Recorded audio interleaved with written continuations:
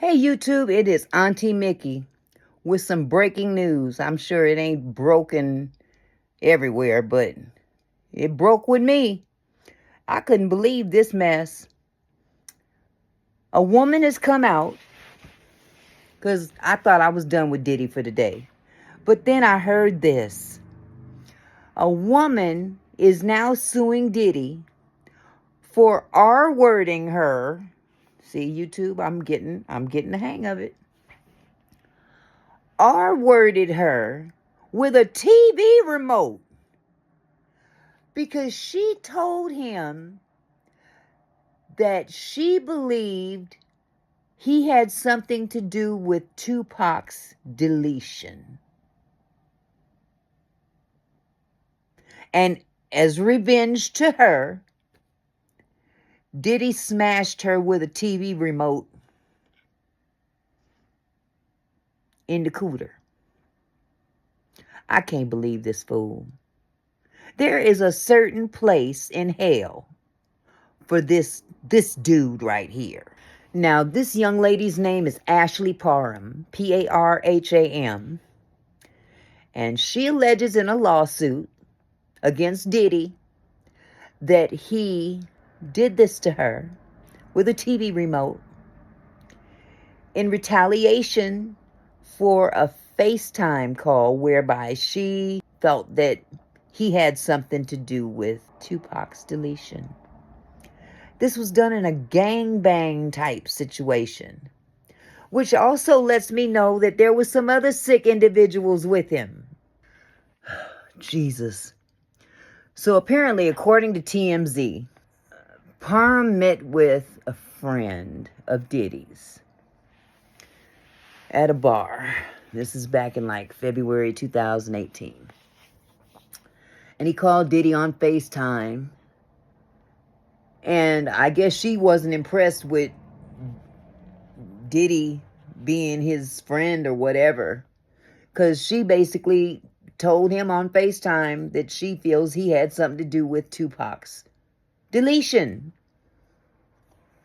So he told her, you gonna pay for this mess, you said to me. He didn't say it just like that, but he basically told her that she was going to pay for dissing him.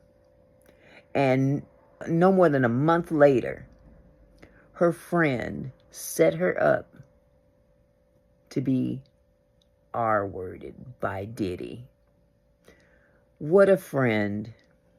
I hope she puts him in this lawsuit too. Now, in this lawsuit, she claims that her so-called friend, I wouldn't call him a friend at all, but this man invited her over to his home in Orinda, California. And guess who walks in? Diddy. Can we say set up, boys and girls? Of course, he's looking at her probably saying, yeah, I guess he said to her, I bet you didn't think you'd ever see me in person again, huh? Think again. So at that point, he holds a knife to the side of her face. Threatens to give her a glasso smile. I guess that's one of them kind of smiles like they did in Nip Tuck. Remember there was a serial killer in that particular show where there was this guy running around defacing beautiful women by cutting them from here to here, giving them the Joker smile. I guess that's a glasso smile. But whatever the case may be, he threatened to do that to her. Diddy was kind of shaded about what she accused him of being a part of Tupac's murder. Apparently, Diddy's top consultant, Christina Karam, was there as well. And she told Diddy not to do that. Don't cut her in the face. I got a better idea. We can sell her off for sex. This heifer went so far as to tell this woman that we can ship you off anywhere in the world. You'll never see your family again. I'm just paraphrasing. This is a picture of Christina Khorram, Khorram, Chief of Staff at Combs Enterprises. This is the one that told Diddy, don't do that to her. we can sell her off. Wow. What a stank bitch. Ugh. According to the documentation, Miss Parham claims that Diddy took off her clothes and removed the knife from her face and got a bottle of some kind of liquid out of a big fanny pack and covered her body in this liquid substance, whatever it was. Don't know what it was. Then she says that Diddy and this woman, Miss Assistant, whatever, Coram, whatever her name is, attempted to insert something into her vajayjay. I think that's a good word to use. And they referred to it as an IUD, but it malfunctioned. I have no idea what this mechanism was, but it malfunctioned. And of course, he got pissed off and grabbed a remote control and rammed it up inside of her canal and violently R-worded her with it. She also claims that Diddy basically told her that her life was in his hands, and that she could disappear and nobody would know where she is. And then what he ends up doing is he violently R-words her more from the back. He also instructs a couple of other people to do the same.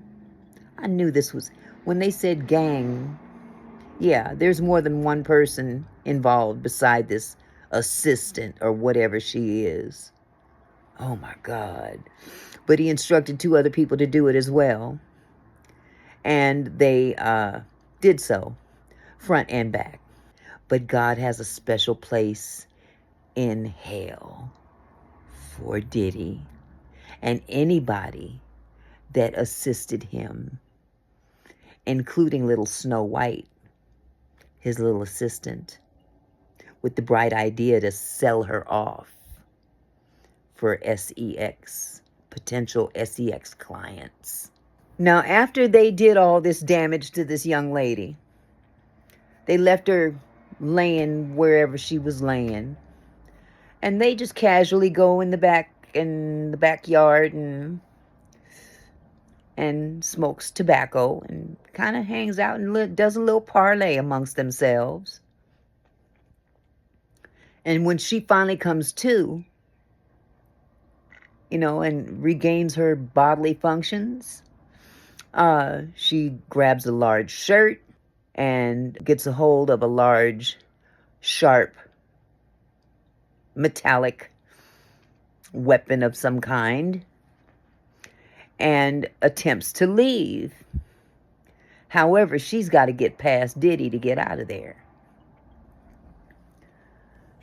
Now, on her way out trying to get past Diddy to the exit, she actually confronts him, who I guess she caught him off guard or something. He was surprised that she was up and about because he claims they had given her enough drugs to disable a horse. Now, according to this young lady, she claims that Diddy told her that he hadn't had any that tight in a while. And then he had the audacity to offer her some money and told her to say that everything was consensual. Huh? Now this is where I think she wasn't too bright. I'm sorry to say. She in turn tells him that, no, I don't want your money and I'm going to the cops. And basically, Diddy told her, if you tell anybody, we gonna harm your family. And at that point, one of his associates pulled a phone out, showed it to her, and it was a live stream outside of her sister's house. Now, this next part here is where I call cap on his mama. Because remember, his mama wrote this so-called heartfelt letter about how her son is being persecuted because he's black and all this yip yap. She know he's a demonic demon from hell. So, like I said earlier, she produced that demon. But what Diddy did, in an effort to convince this girl not to say anything to anybody, he calls his mama. So he could convince this girl not to tell anybody. And so Diddy's mama gets on the phone, and she's pretty much begging and pleading to this girl not to hurt her son by telling the police. See, maybe she need to go to jail too. How about that? The young lady claims that Diddy told her he'd gotten away with other crimes bigger than this. Bigger crimes again, like Tupac, okay? She says that the Tupac comment pissed off one of the men who was with Diddy. And he drew a pow pow. See, I got it right, you two. He drew about a pow pow and fired a shot at Diddy, sending him running. So, according to the lady, she claims that she chased after Diddy with the knife, and she was about to stab him, and he began pleading for his life somehow, and she got some kind of moment of clarity and went for the exit. And at that point, he charged after her, and she wielded the knife and kind of caught him in the abdomen. Too bad it wasn't higher. And plunging. She claims that she escaped to the streets and called for the neighbors to call the cops and heard Diddy's SUV speeding off.